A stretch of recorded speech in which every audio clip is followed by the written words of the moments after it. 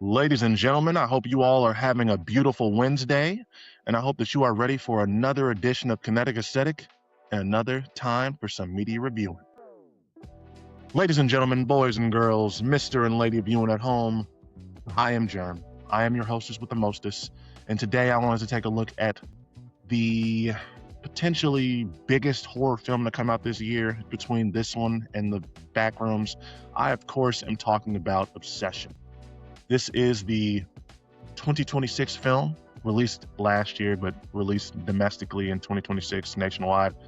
It was written, directed, and edited by one Curry Baker. He is a former YouTuber whose work I am not all that familiar with. All I know is that he has some work on YouTube. Some people saw it, they went to him and talked to him, and he pitched an idea that turned into this film that is Obsession. And with Obsession, this man has given us, honestly, what is looking like it's going to be one of those new age horror films that just sort of ushers in a brand new era for the genre. Like I said before, this and the Backrooms are just, they're the two, like, I don't want to call them the biggest because we've got Brand New Day, we've got The Odyssey, but they are the two most unexpected, the sort of newcomers on the block in terms of films this year that everyone was not expecting to really become sort of phenomenons, but they did. Backrooms had a lot of that whole copy paste or the creepypasta lore that goes with all the internet stuff that it's based on. Obsession, though, I feel like is a movie that has become as big as it has. Number one, just because of the amazing performances by the actresses and actors involved, but also just because of the premise of what it is. You know, a movie about a guy who's a loser who really shouldn't be probably looking at himself as that much of a loser, doing this whole crazy shit to get a girl to like him. It is right up the alley of the whole male loneliness epidemic that we all seem to be going through, experiencing, or feeling the ramifications of it in the case of women that is happening right now. So with that in mind, I want to just jump right into the plot of the movie because it is crazy, and it is something that just gives you a lot of stuff to talk about. We're introduced to the main character, Bear, who is a loser who doesn't have a lot going for himself. He, despite the fact that he has, he's got friends, he's got a social life. We are introduced to this character, Sarah, who might not be his crush, but is a woman that gives him genuine interest. He doesn't really see all that as enough. He is spending most of his time yearning and pining for this girl, Nikki, who he has a huge crush on. The movie gives us the backstory that he moved to this town back in high school. I want to say probably like sophomore, junior year. And it doesn't give us real bullied vibes like he was unpopular, but we are made it clear that Nikki was the first girl there that was nice to him.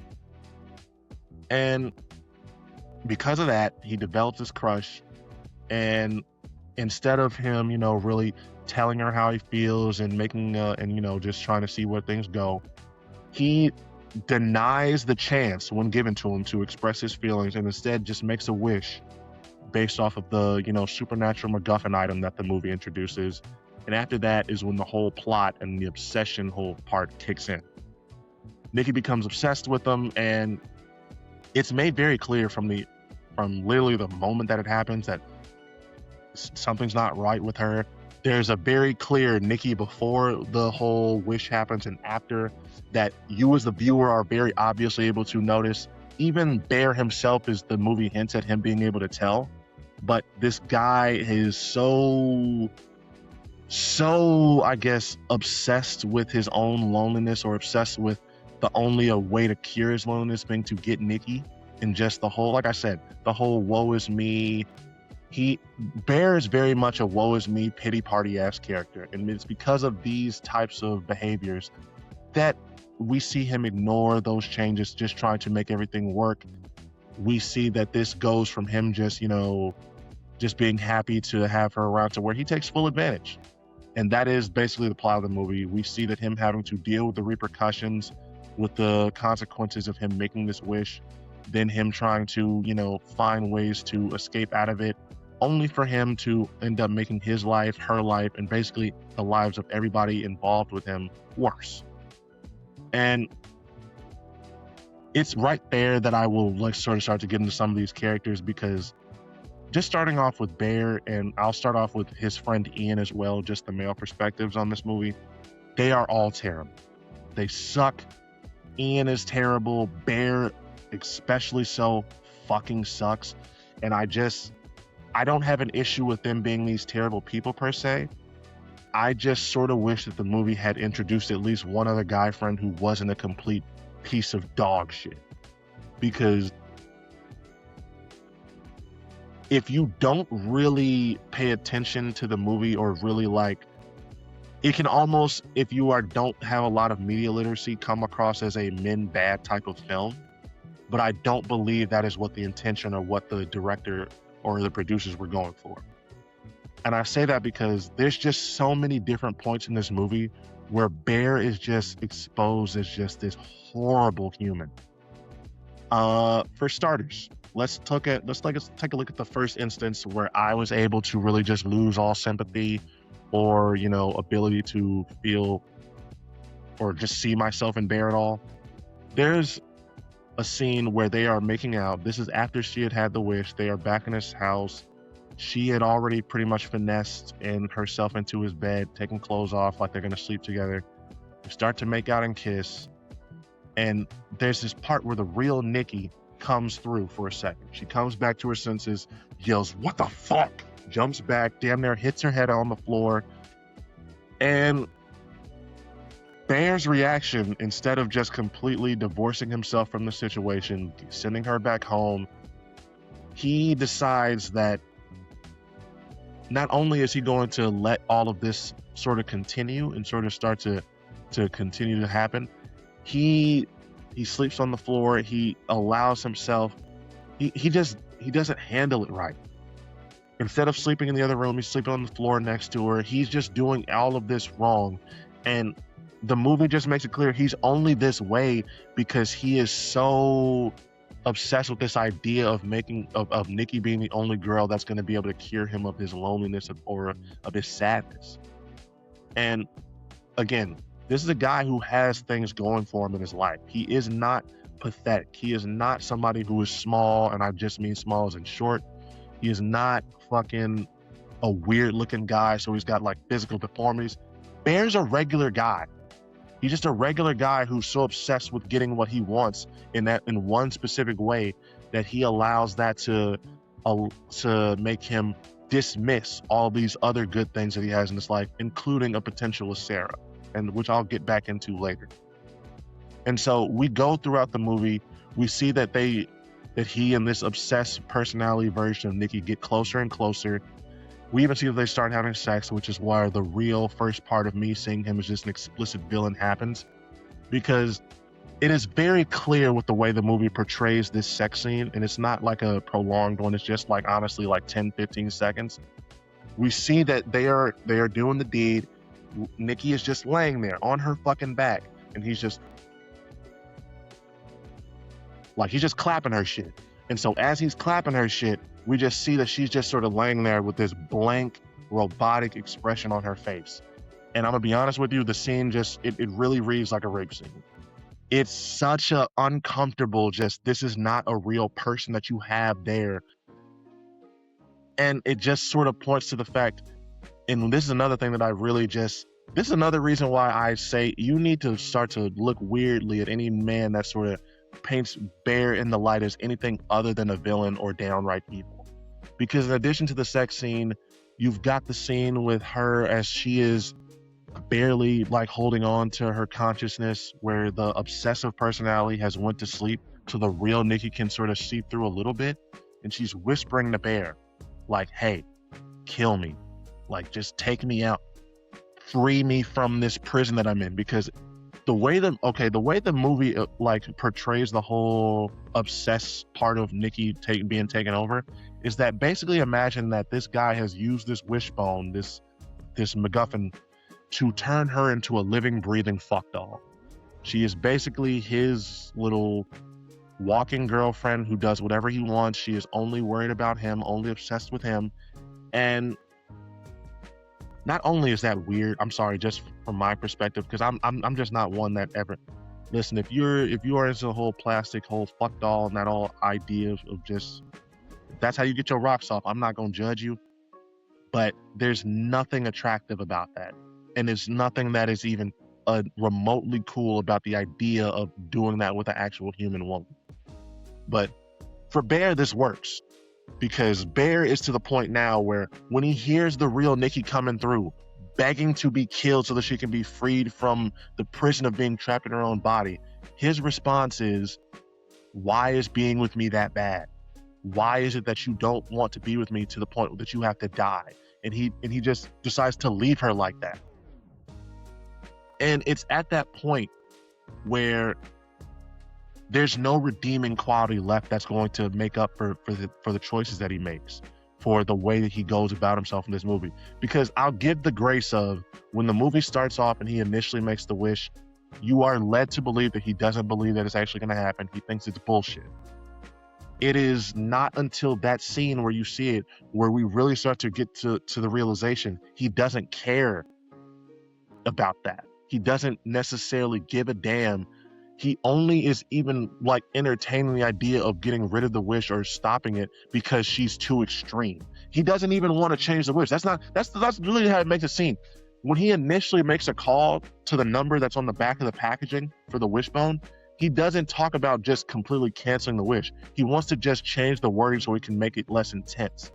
He is not in the interest or in the mindset of wanting to give her back her autonomy or her humanity. He is just in the matter of turning down the intensity of it so that it's more beneficial to him. He's a piece of shit. He is literally a monster. But I will also say that the movie doesn't do any real job of trying to make him look like a victim. It just sort of just shows that these actions are being taken, if that makes sense. And so, again, Bear sucks and he's terrible and he's awful. And so the whole idea of anybody being able to view him as anything other than a villain or anything other than evil, that is if you know a guy that is trying to push that idea, you need to watch him. Like I'm at that point when it comes to this movie and how it's portrayed, because there's nothing about Bear that should be even make you feel sympathy. Everything that happens to him in this movie is a result of his own actions. Everything that gets done to him are consequences of the actions that he took. The only people that I feel bad for in this film, if we're being completely honest, are Sarah and Nikki. And I think it's time that we talk about them because the female perspectives in this movie are the ones that really are the only likable characters that you're going to have. Now, Nikki, I will say we don't really get enough chance to know who she is outside of the whole personality spell. So, But Sarah is a great character. Sarah is awesome. She's nice. She's beautiful. She takes time to worry about this guy Bear and actually try to make sure he's okay. And even more so than his whack ass friend Ian, who spends the first part of the movie just seeming like he's just like he likes his friend being bitch made the way he was. And when it comes out later that he was having a relationship with Nikki the whole time, just on the low, it just it further showcased that, man, the guys in this movie suck, and that the reason why things aren't going well for Bear in his life is because not only is he sort of a shitty person himself, he surrounded himself with other shitty men to have as his male companions. But you look at Sarah and you look at Nikki, and Sarah, the way she gets done, the way that she is the one that ends up having to pay the price because of Bear's shitty actions is tragic. Because what makes that scene where he is denying Nikki, the real Nikki, the freedom or the choice to really be able to have say in her life anymore, he is literally leaving and ditching her in that spot, in that bed, so that he can go try to have his cake and eat it too, by not only having this obsessed ass version of Nikki at home, he wants to try to be talking and fucking with Sarah on the side. And it is literally, that was the scene that made me, I already disliked Bear, that was the scene that made me hate the motherfucker. And then when it comes to Nikki is the true victim of the story, and The real tragedy of all of this is that not only is she stuck in a sunken place where she is watching this obsessed version of herself shit and piss herself all the time, she's watching herself break down in terms of taking care of herself to the point where at the end of the movie, she looks fucking broken. Like, just like there's pieces of her skin and her body that are just like broken, and just, she looks nasty. She looks like she's turning into a walking, living corpse. She comes to at the end after Bear has decided to kill himself, because killing himself was the only way to free her, where she is just stuck having to pick up the pieces because she is left in a house surrounded by all three of her dead friends, who Ian dies, Sarah dies, like I told y'all, and Bear eventually killed himself. She's stuck not really having any idea how she got there, and then we're stuck having to deal with the reality, or the predictable reality of the ending, is that police are eventually going to come. They're going to find all three of these dead bodies, and if Nikki has not already killed herself, she's going to have to be the one that goes to prison, that has to deal with the repercussions, that has to deal with all of the fallout of this. Bear doesn't even actually have to deal with the consequences of his actions when it comes to this shit, which is what I found the most annoying part.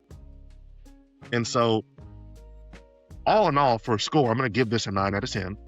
I will definitely say this was a A-, B+ movie.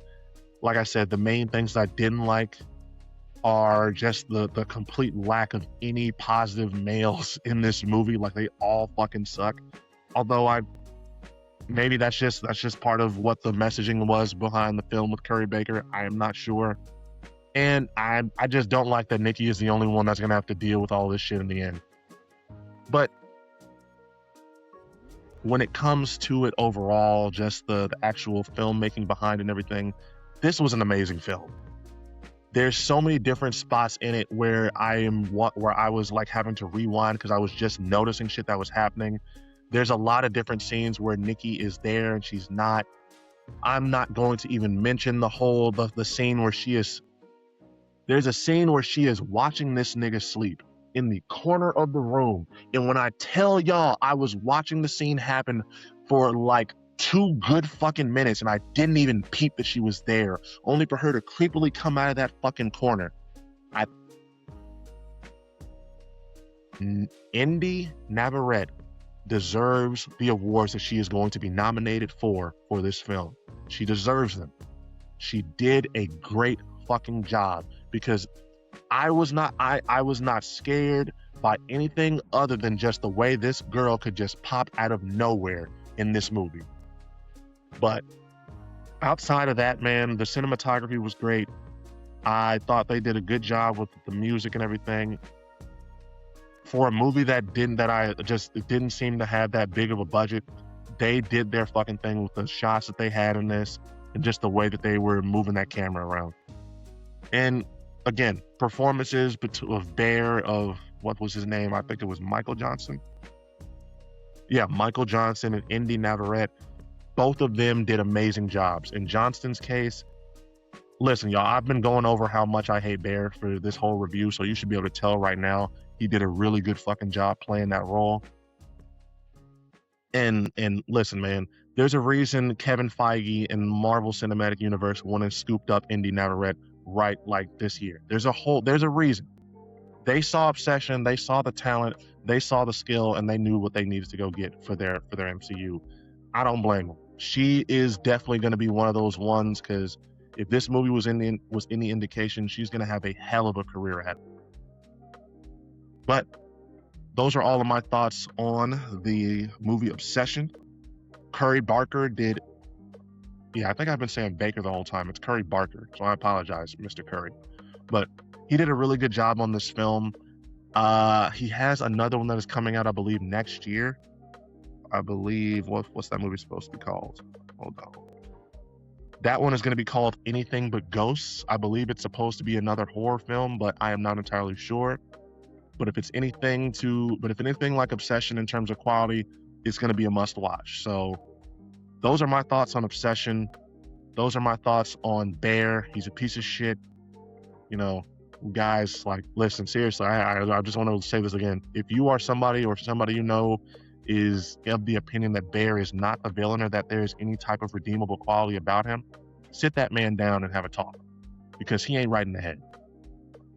But yeah, those are my thoughts on Obsession. I thought it was a beautiful movie, but I would love to hear what you all think. Please, if you had any thoughts on the performances, you have any thoughts on what your favorite scene is, anything regarding the movie at all, please make sure you like, follow, subscribe, and leave a comment, whether that be on Spotify, whether that be on YouTube, whether that be wherever. Just leave a comment so that I can get back in touch and hear your thoughts, and then maybe, reply to you and we'll talk about it. But I'll say it one more time, and I'll say it this last one. It's Kinetic Aesthetic. It's been your boy Germ. I hope you all have a beautiful rest of your Wednesday, and I hope you have an even better rest of your tomorrow.